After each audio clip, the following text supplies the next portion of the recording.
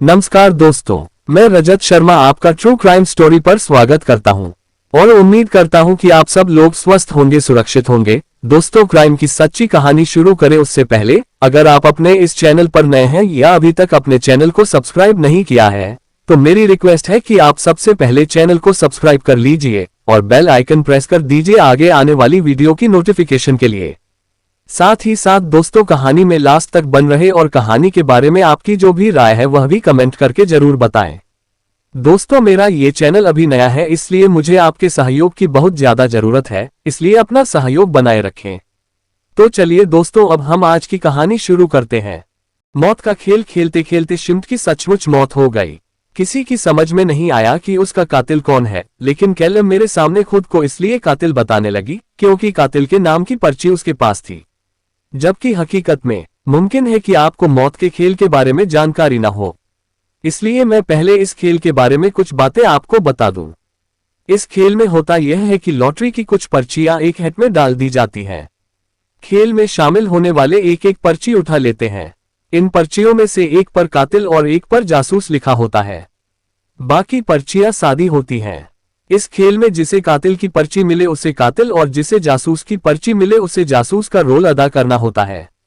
मरने वाले का किरदार अदा करने के लिए किसी का चुनाव नहीं किया जाता, उसका चुनाव खुद कातिल को करना होता है। इस खेल में यह जरूरी है कि जिसके नाम कातिल की पर्ची निकले वह अपने वजूद को दूसरों के सामने गुप्त रखे, जबकि जासूस के बारे में खेल में शामिल लोग फैसला करते हैं कि उसके किरदार को दूसरों के सामने प्रकट किया जाए या नहीं। पर्चियां बन जाने के बाद खेल में हिस्सा लेने वाले उस पूरे घर में फैल जाते हैं जहां खेल खेला जाना होता है। मकान का तहखाना और बागीचा वगैरह भी खेल के दायरे में शामिल होते हैं। इस खेल के लिए यह भी जरूरी है कि खेल रात के वक्त खेला जाए या कम से कम शाम का अंधेरा तो जरूर फैल चुका हो। कातिल की शख्सियत चूंकि गुप्त होती है इसलिए किसी को पता नहीं होता कि उसका शिकार कौन बनेगा और किस वक्त बनेगा। ये कातिल किसी को अपना शिकार बनाए तो उसके शिकार व्यक्ति की बनावटी चीख दूसरों को जरूर सुनाई दे ताकि वे समझ जाए कि कातिल अपना वार कर चुका है।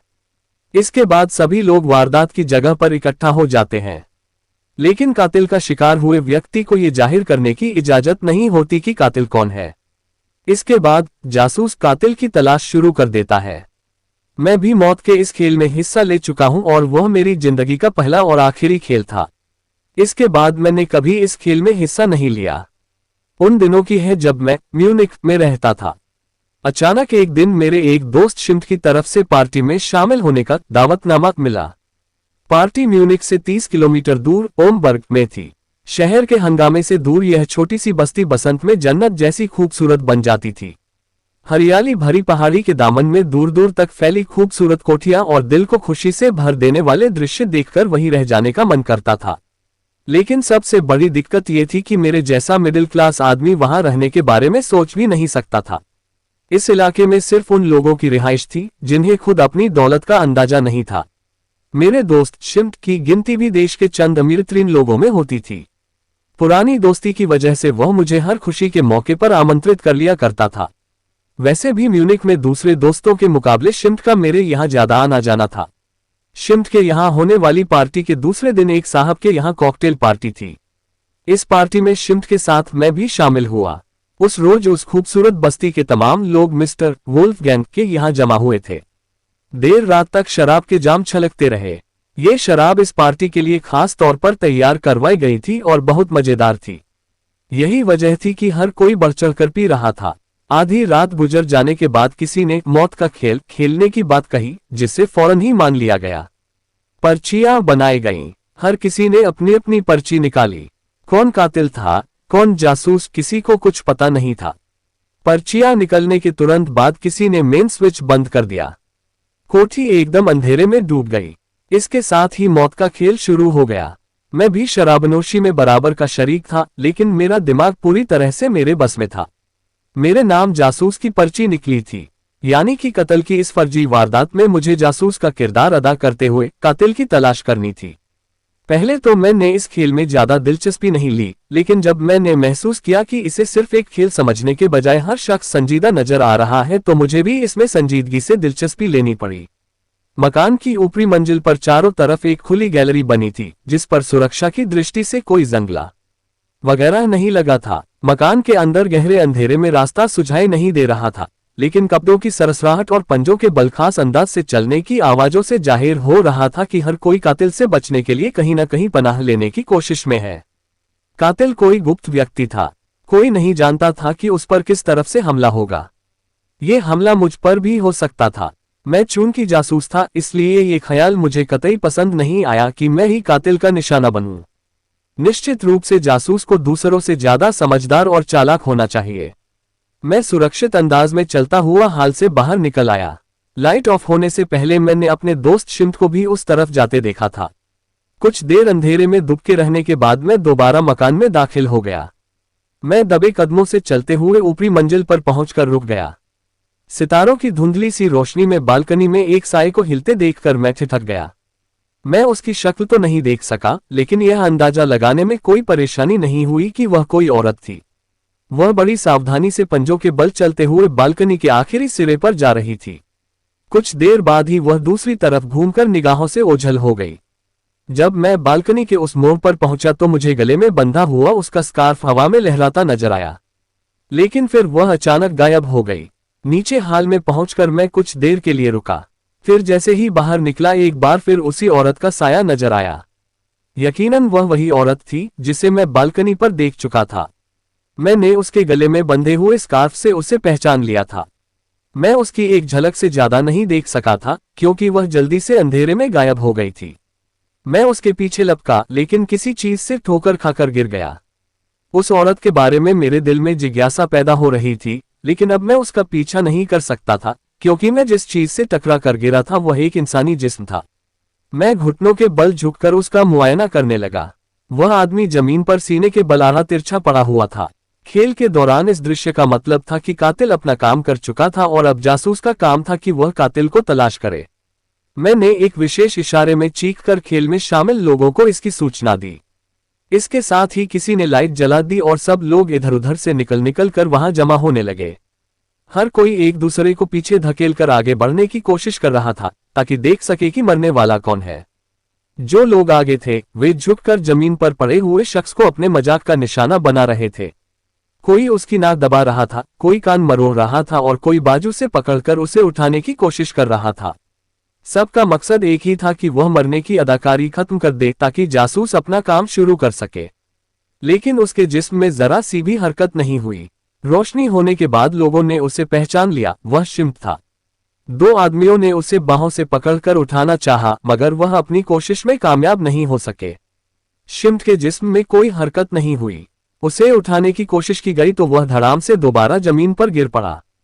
कुछ लोग बुलंद आवाज में उसकी अदाकारी की दाद दे रहे थे कि उसने इस ड्रामे में हकीकत का रंग भर दिया है। बस भाई शिम्ट, बहुत देर हो गई, अब एक्टिंग खत्म करो, एक और शख्स ने उसे कालर से पकड़कर उठाते हुए कहा, लेकिन शिम्ट दोबारा नीचे गिर गया। रुक जाओ, यह एक्टिंग नहीं हो सकती, मुझे मामला कुछ गंभीर नजर आ रहा है, एक आदमी दूसरों से कहते हुए उन्हें धकेलकर आगे बढ़ा। सब लोग अभी तक इसे मजाक ही समझ रहे थे। उसके शब्द सुनकर सभी गंभीर हो गए। माहौल पर एकदम खामोशी छा गई। हर कोई इस तरह एक दूसरे की तरफ देखने लगा, जैसे पूछ रहा हो कि क्या गड़बड़ है। साफ पता चल रहा था कि शिम्ट मर चुका है। मेहमानों में एक डॉक्टर भी था। उसने आगे बढ़कर शिम्ट की जांच की। वह कई मिनट तक विभिन्न तरीकों से उसके जिस्म में जिंदगी की लो तलाश करने की कोशिश करता रहा। फिर उसने सीधा होकर इस अंदाज में हम सब की तरफ देखा जैसे कुछ कहना चाहता हो, लेकिन कह नहीं पा रहा हो। चंद क्षण बाद आखिर उसने मेरे ख्याल की तस्दीक कर दी। शिम्ट मर चुका था। डॉक्टर ने बताया कि उसकी मौत दम घुटने की वजह से हुई थी। ठीक उसी समय मैं भीड़ में से एक लड़की की चीख सुनकर चौंका।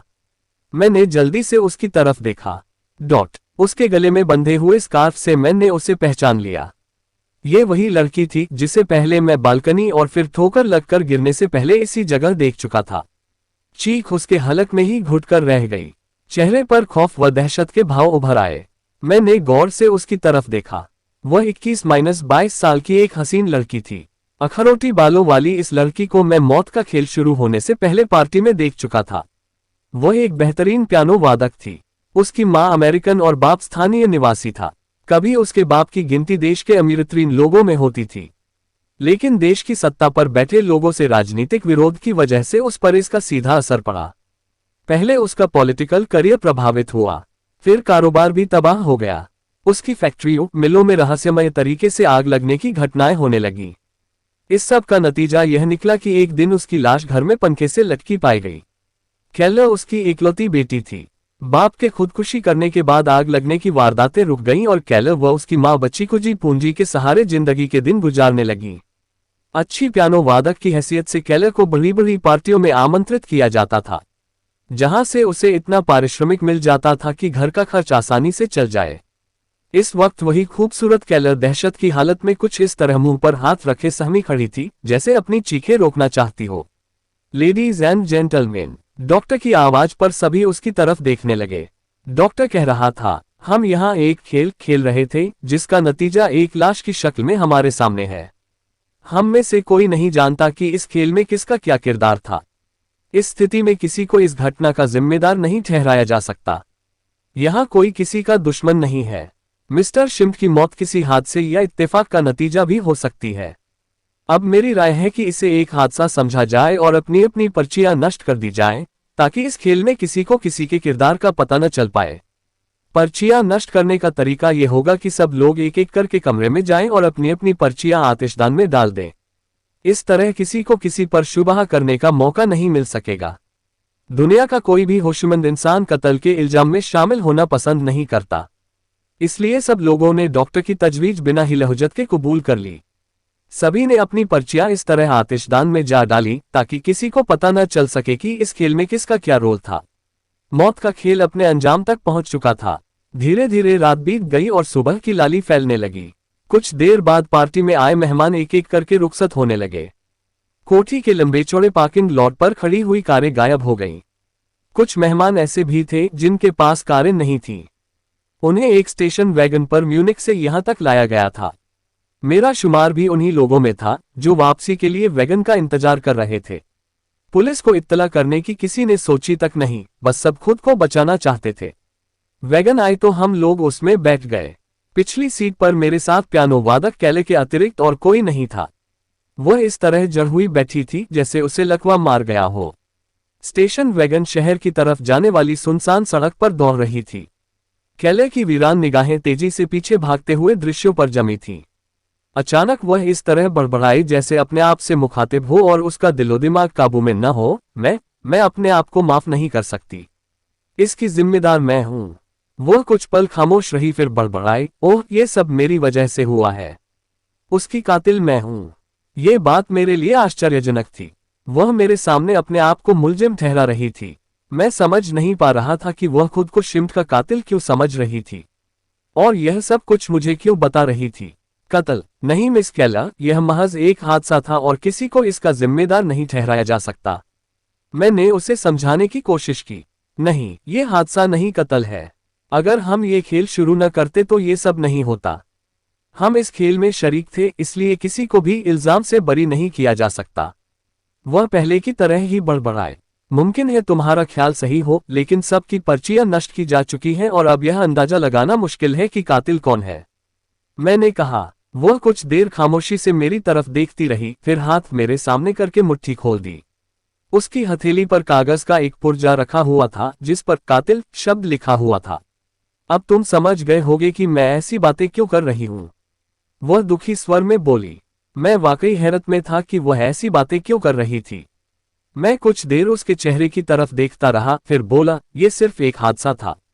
तुम्हें इस पर ज्यादा ध्यान नहीं देना चाहिए मिस केलर। ओह, तुम्हें शायद उसकी मौत का कोई गम नहीं है, जबकि शिम्प तुम्हारा दोस्त था। उसके अंदाज में व्यंग्य साफ झलक रहा था। मुझे उसकी मौत का बहुत अफसोस है, लेकिन मौत पर किसी का बस तो नहीं है ना।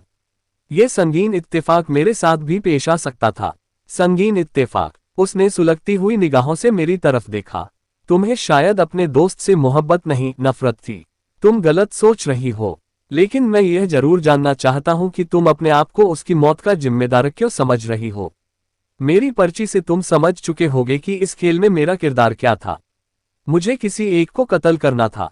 मैं ऊपरी मंजिल पर किसी को तलाश करती रही, लेकिन जब कोई नहीं मिला तो मैं नीचे चली आई। वह दीवार से टेक लगाए खड़ा था। मैंने मौका पाकर जब उस पर हमला किया तो उसने कोई विरोध नहीं किया। ये देख मैंने उसका गला दबोच लिया। उसे खत्म करने के बाद मैं वहां से हट गई ताकि वह दूसरों को सूचना दे सके कि कातिल अपना रोल अदा कर चुका है।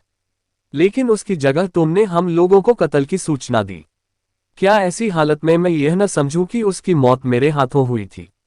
मैं अपने आप को उसकी मौत की जिम्मेदारी से मुक्त नहीं कर सकती। केला खामोश होकर सिसकियां भरने लगी। मैंने परेशानी से दूसरे साथियों की तरफ देखा। वो हम पर ध्यान दिए बिना अपनी बातों में मग्न थे। वैगन शहर की सरहद में दाखिल हो चुकी थी।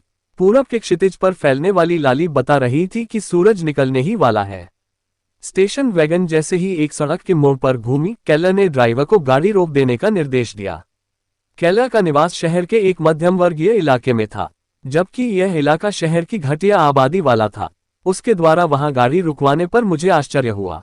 वहां न रोशनी का इंतजाम था और न सफाई पर तवज्जो दी गई थी।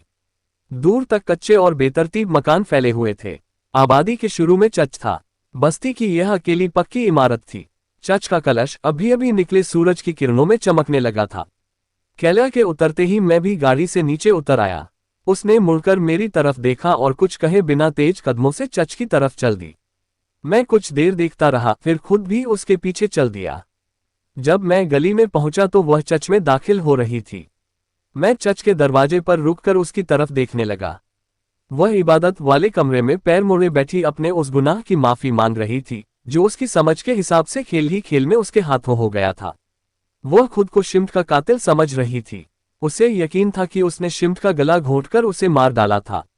अगर वह दूसरों के सामने इस बात को प्रकट करती तो मुमकिन था कि वे उसकी बात मान लेते, लेकिन कम से कम मैं इस बात को मानने को तैयार नहीं था, क्योंकि केलर के गला दबोचने से पहले ही शिम्ट मर चुका था। ये कारनामा तो मैंने अंजाम दिया था। खेल के शुरू में लाइट ऑफ होते ही मैंने बाहर निकलकर उसे दबोच लिया था और हलक से आवाज निकालने का मौका दिए बिना जिंदगी से उसका संबंध खत्म कर दिया था। दरअसल मैं लंबे अरसे से किसी ऐसे ही मौके की तलाश में था। उसकी खूबसूरत बीवी जो मुझसे बहुत ज्यादा प्यार करती थी और उसकी बेशुमार दौलत, इन दोनों पर कब्जा करने के लिए मुझे इससे बेहतर मौका फिर कभी नहीं मिल सकता था। और अगर मैं इस सुनहरे मौके से फायदा न उठाता तो मुझसे बड़ा बेवकूफ कोई न होता। तो दोस्तों, ये थी आज की कहानी। उम्मीद है कहानी में ऐसा कुछ भी नहीं होगा जो आपको अटपटा लगा हो। कहानी को लास्ट तक सुनने के लिए आपका तहे दिल से शुक्रिया। कहानी के बारे में आपकी जो भी राय है वह कमेंट करके जरूर बताएं। तो चलिए दोस्तों, आज के लिए इतना ही। कल फिर मिलते हैं क्राइम की एक सच्ची कहानी के साथ। तब तक के लिए सेफ रहें, सुरक्षित रहें और अपना ध्यान रखें। जय हिंद दोस्तों, जय भारत।